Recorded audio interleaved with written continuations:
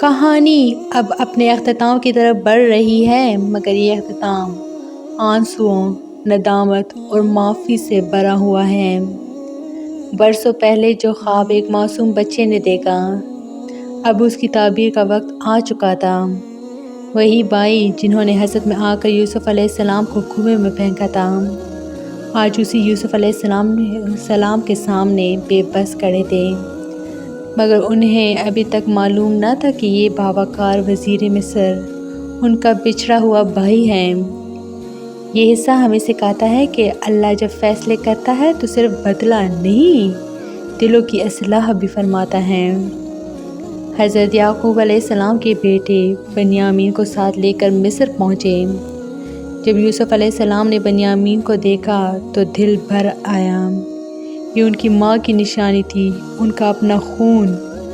یوسف علیہ السلام نے خاموشی سے بنیامین کو اپنے قریب رکھا اور تنہائی میں اسے بتا دیا، میں تمہارا بھائی یوسف ہوں، تم ان کے کاموں پر غم نہ کرنا۔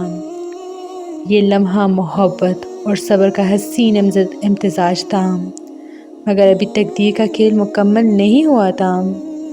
یوسف علیہ السلام نے ایک حکمت کے تحت شاہی پیالہ بنیامین کے سامان میں رکھوا دیا۔ جب قافلہ روانہ ہوا تو اعلان ہوا کہ شاہی پیالہ گم ہو گیا ہے۔ تلاشی ہوئی اور پیالہ بنیامین کے سامان سے نکل آیا۔ قانون کے مطابق بنیامین کو مصر میں روک لیا گیا۔ بھائی پریشان ہو گئے، وہ وعدہ کر کے آئے تھے، اب کیا کریں؟ بڑے بھائی نے کہا، میں یہاں رکوں گا، تم جا کر ابا کو بتاؤ۔ یہ وہی بھائی تھے جو کبھی یوسف علیہ السلام کا چھوڑ آئے تھے، آج وہ ذمہ داری کا بوجھ اٹھا رہے تھے۔ یہ دلوں کی تبدیلی کا آغاز تھا۔ بھائی دوبارہ یوسف علیہ السلام کے سامنے آئے اور عاجزی سے کہا، اے عزیز، اس کے بدلے ہم میں سے کسی کو رکھ لیجئے، یہ بوڑھے باپ کا لاڈلا بیٹا ہے۔ یہ الفاظ یوسف علیہ السلام کے دل پر تیر بن کر لگے۔ وہی باپ، وہی جدائی، وہی درد، مگر اس بار یوسف علیہ السلام کے ہاتھ میں اختیار تھا اور دل میں رحمت۔ اب مزید پردہ رکھنا ممکن نہ تھا۔ یوسف علیہ السلام نے کہا، کیا تم جانتے ہو تم نے یوسف اور اس کے بھائی کے ساتھ کیا کیا تھا جب تم نادان تھے؟ بھائی چونک گئے، کیا آپ یوسف ہیں؟ یوسف علیہ السلام نے فرمایا، ہاں میں یوسف ہوں اور یہ میرا بھائی ہے، اللہ نے ہم پر فضل فرمایا۔ یہ سن کر بھائیوں کی آنکھیں جھک گئیں، دل کانپ گئے۔ یہ وہ لمحہ تھا جہاں ایک انسان بدلہ لے سکتا تھا، مگر ایک نبی نے معاف کر دیا۔ یوسف علیہ السلام نے کہا، آج تم پر کوئی ملامت نہیں، اللہ تمہیں معاف کرے اور وہ سب سے بڑھ کر رحم کرنے والا ہے۔ یہ الفاظ صرف معافی نہیں تھے، یہ انسانیت کی معراج تھے۔ یوسف علیہ السلام نے ثابت کر دیا کہ اصل طاقت بدلہ نہیں بلکہ درگزر ہے۔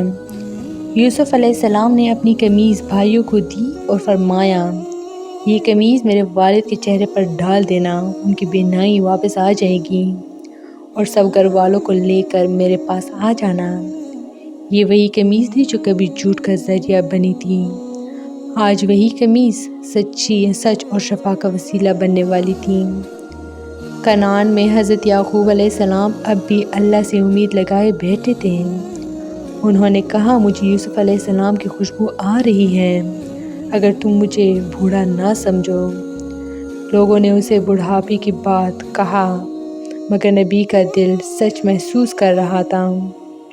جب قمیض آئی اور آنکھوں پر ڈالی گئی تو حضرت یعقوب علیہ السلام کی بینائی لوٹ آئی، آنسو بہہ نکلے۔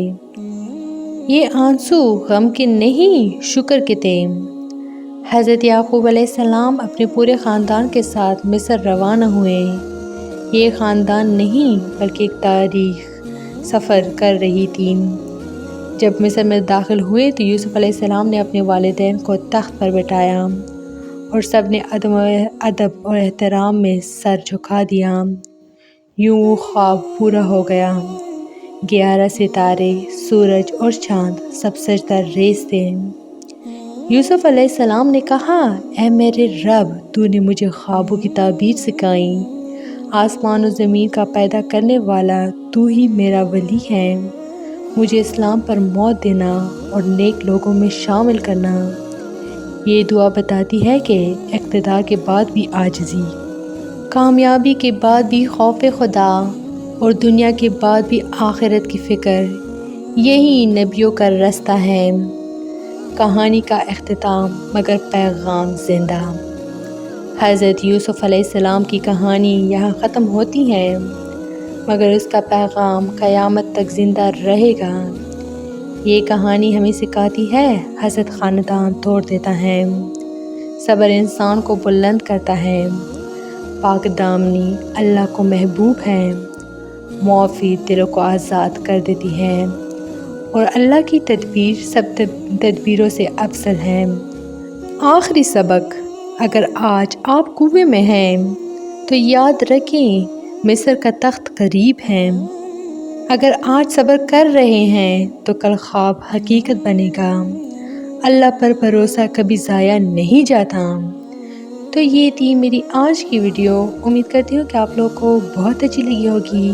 مزید اس طرح کے اسلامی ویڈیوز کے لیے میرے چینل کو لائک، شیئر اور سبسکرائب ضرور کریں۔